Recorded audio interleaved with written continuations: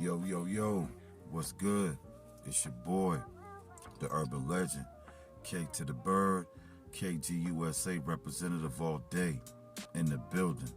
And today, we're going to be talking about some more facts, not fiction. And the artist we're going to be focusing on today is E.S.G, a Houston, Texas legend, a legend from the South. You know, it's an honor for me to do this one right here today, man. Facts, not fiction, E.S.G.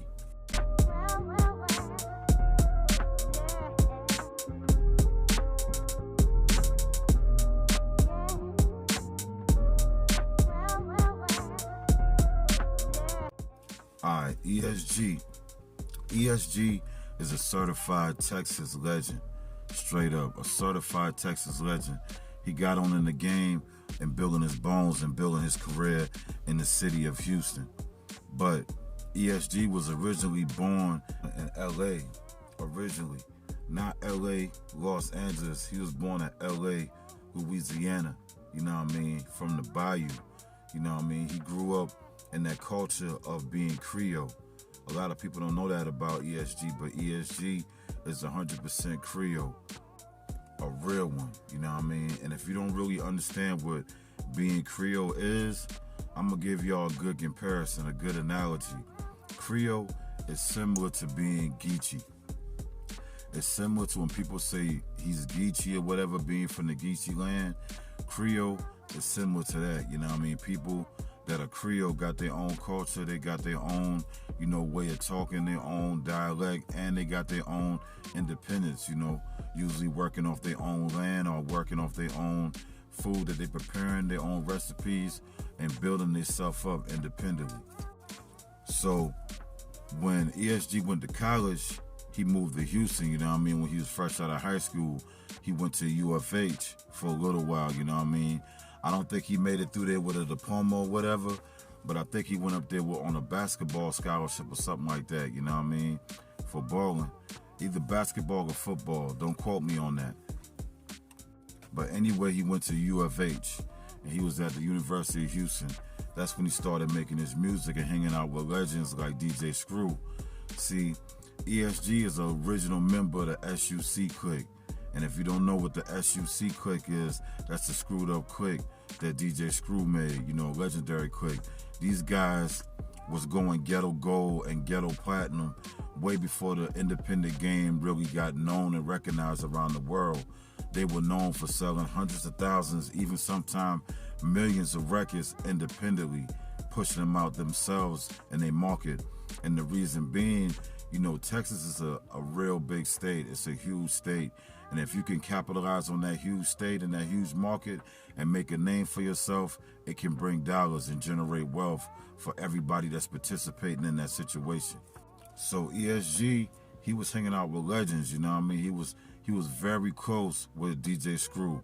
And DJ Screw is a certified legend. If you don't know, do your research. But DJ Screw is the one that started off with slowing the records down, you know what I mean, making the records slow down and putting the chop to it. And that's why they named it Chopped and Screwed. Chop is when, you know, you flip that record and make the word come back like 2-3 times, and you know what screwed is when the shit is all the way slowed down. So DJ Screw and E.S.G was building their relationship, man, you know what I mean. At the time, DJ Screw was living in Mo City, you know what I mean, Missouri City, you know, that shit real close to Houston. And everybody in Texas, they understand what Mo City is. But for everybody that don't know, Missouri City is really close to Texas. It's less than an hour away. So it's pretty much another part of Houston. Pretty much, that's the way the city feel about it. That's the way the state feel about it, you know what I mean? It's another part in Houston.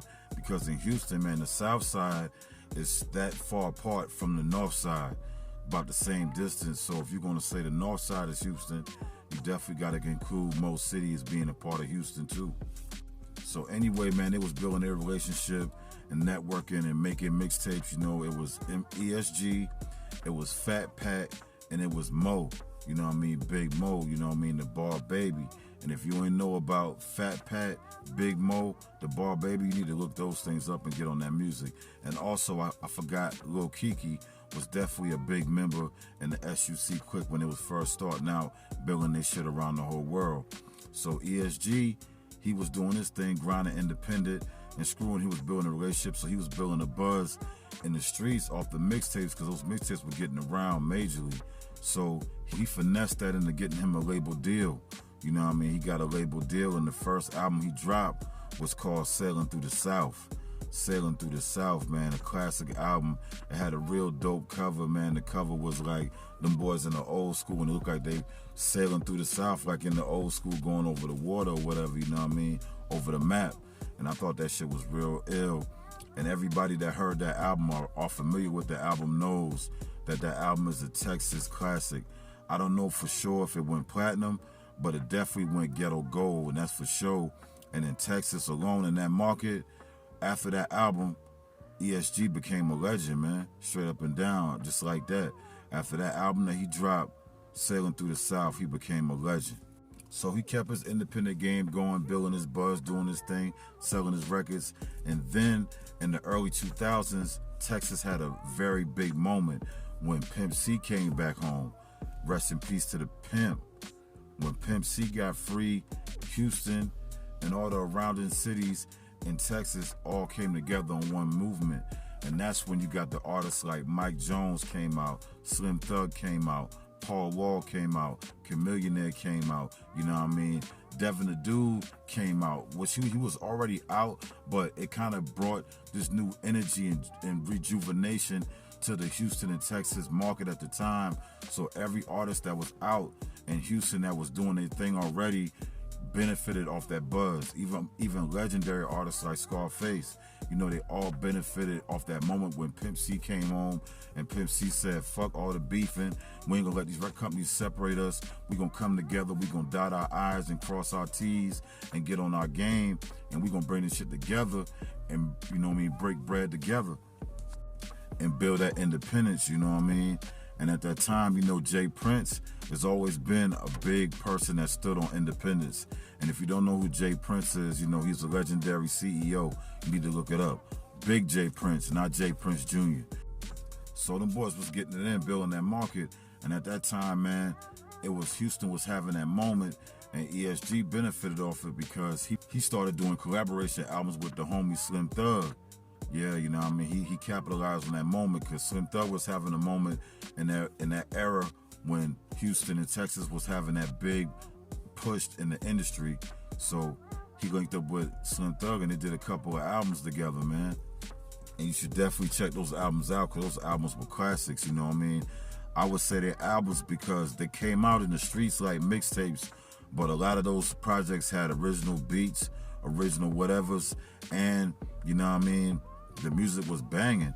And a couple of those records even really went to the stores, you know what I mean? Even though there was mixtapes, after they were selling a certain amount, you know what I mean, him and Slim Thug pretty much inked the deal and got money to put those albums out in regular stores.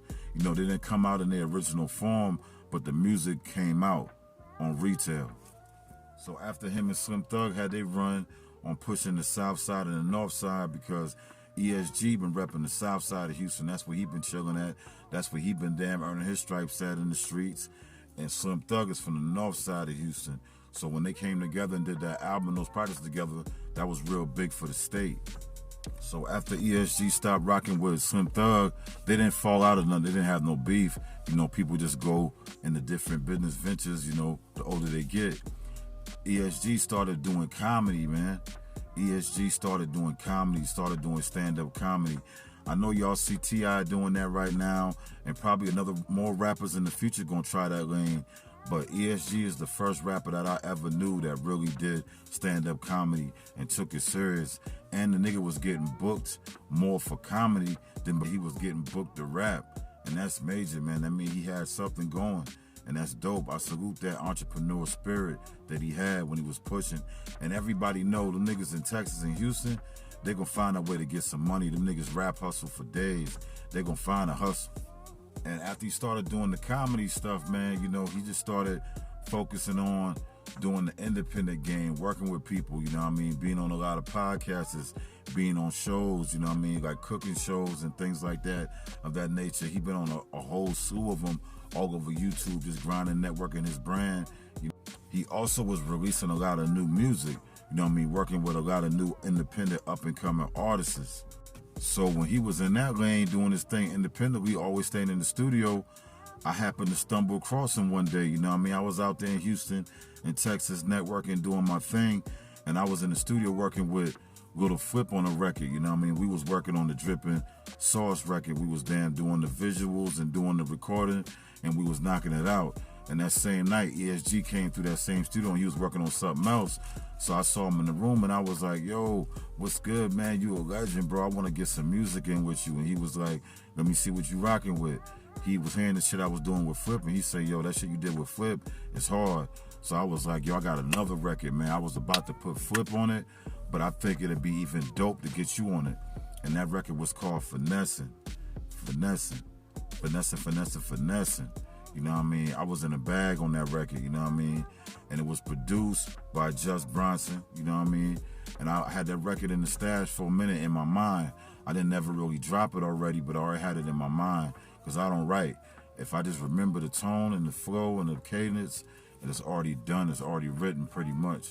So I had the Finessing record, let him listen to it. He came in with his dude, Big Baby, and they was loving it, bro.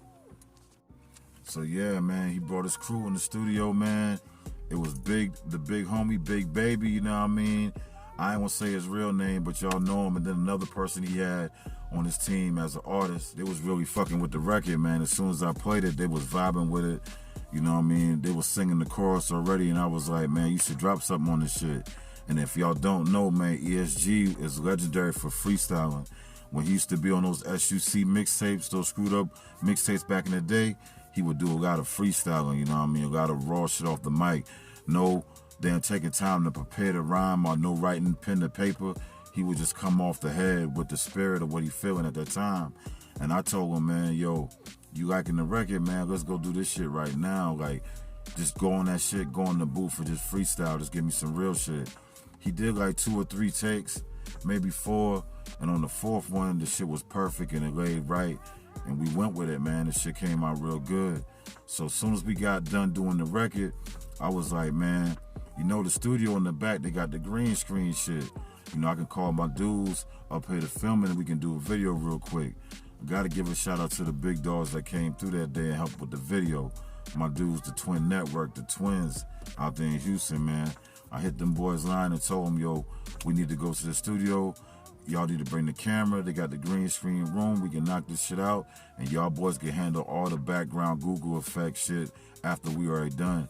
But let's go get this shit done while we all here. Because the studio that we was at is called a compound. They got 4 studios in this one building separate. And they got a whole photo studio in this building. And then they got a digital green screen room in this building as well. So we got to it right then that same night, man. The Twins pulled up. Me and E.S.G got our angles right, you know what I mean? Went over the song a couple times and it was fresh. I just recorded my part. He just recorded his part. It was fresh, but we kept on listening to it, back playing it, and we was like, yo, we got it. And we just laid that shit down, man. And that shit came out as a classic, bro. And that track is called Finessing, featuring the big homie from Houston, Texas, E.S.G, and it's on all platforms. We got a video out for it and everything. And after that, man, me and E.S.G pretty much built a good relationship after that, you know what I mean? We would chop it up, talk to him anytime I'm in town. And we did another record together with my dude from Colorado, Black Static Blue Flame, and that record was called Kill Gang. And E.S.G just came through and dropped the hook on that record, and that shit came out good too, man. But E.S.G, in my book, always been a certified legend, so it's always a personal thing in my mind to get a record done with him, you know what I mean? Especially because I'm always tapping into the Houston and Texas market, so I always want the people that really put in a lot of work in the state. Not this new school way of putting in work when you're just doing internet shit, but niggas that really was out there going hand to hand, out the trunk with the CDs, you know, walking around, shaking hands and kissing babies like the mayor. And he's one of those artists that built his whole career doing it that way. So it was an honor to get him on the record, an honor. And that's all for today, man. I just brought y'all some facts, not fiction, about the big homie, the legendary Texas artist, E.S.G. If you don't know about him, do your research and get on game. I'm going to see y'all on the next one. Peace and love.